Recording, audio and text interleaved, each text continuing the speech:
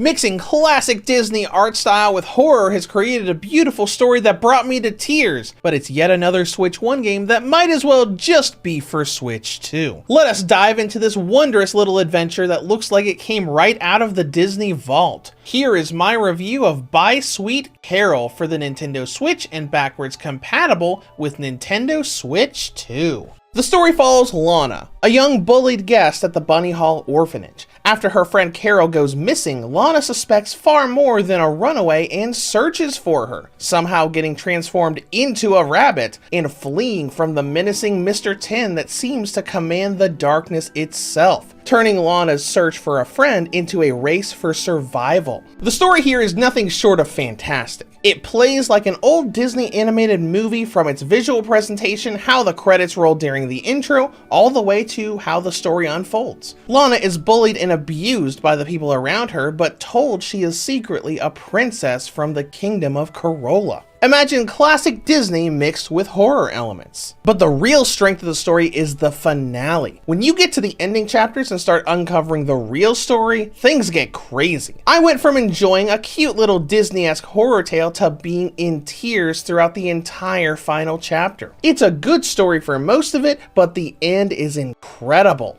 When it comes to gameplay, this is a 2D platformer mixed with puzzle and horror elements. As you play through the game, you move Lana through 2D areas, climbing onto shelves and tables for platforming, and running for your life from monsters that effectively are stalker villains. Where you do this is constantly changing, this game being very narratively driven, each new chapter giving you a new environment to navigate like a side-scroller. Think of it like the game The Coma, but with a Disney-esque visual style. Lana can roam from room to room, collect items as she interacts with buttons, shelves, and switches, and use those items to solve puzzles. You never have too much area to explore, each location being the typical horror setup of, I need to get into this room, so what do I need to get there? Getting a padlock for a key requires you to go into a teacher's locker, which requires a different key, which requires you to power up a puzzle, etc. It's also a bit of a stalker game, many chapters having you being chased by an enemy that can attack and kill you, like a horrific bunny version of the school's lunch lady or a huge owl. You have to outrun the stalker, getting into a hiding spot and hold your breath until they give up their chase.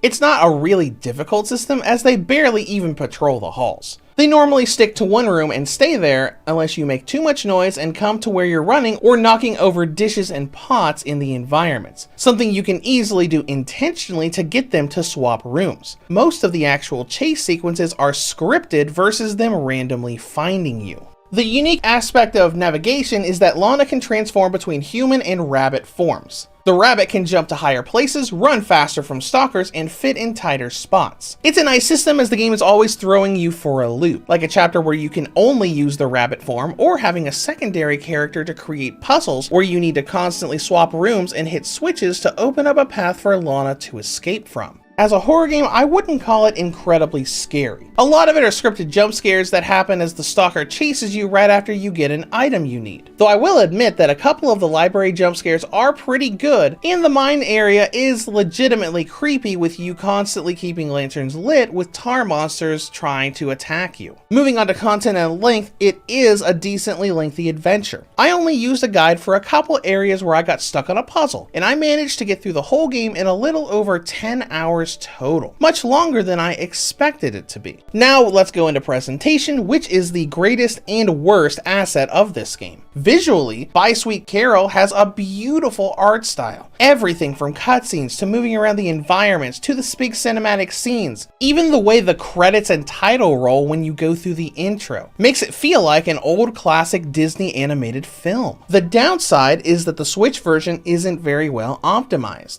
The resolution is down so far that the visuals look blurry and pixelated whenever the camera zooms in on Lana when she's hiding or doing puzzles. It still looks fine in handheld mode, but it's not the crisp and beautiful game it was made to be. Performance is also an issue, making this yet another Switch 1 game that you don't want to play on Switch 1. On the original Switch, the frame rate is all over the place. It very rarely hits a stable 30 FPS anywhere, having constant frame drops and stutters throughout the entire game, game, from platforming around to just walking. So if you buy this on Switch, you're gonna need to play it on Switch too. There it is a much more stable 30 FPS with very few issues as you play through the game. The only two areas that I had problems with were the clock transitions in Chapter 7 that have weird freezes and distortions, and the girls' dorm room in Chapter 4 will run fine when you walk through it normally, but chugs in frame rate whenever the stalker is chasing you through it. Outside of those two bits, the game runs smoothly on Switch too. But that's frame rate. The game also tends to be a bit glitchy. Across my trek through the game, I came across many small issues, including the entire opening scene of Chapter 6 being a black screen until the dancing minigame, and many areas where the stalker AI will mess up, like getting them stuck on certain parts of a room, to a damage glitch in the final encounter that, funny enough, makes those encounters much easier to complete. But all in all, it's just not a well optimized game right now.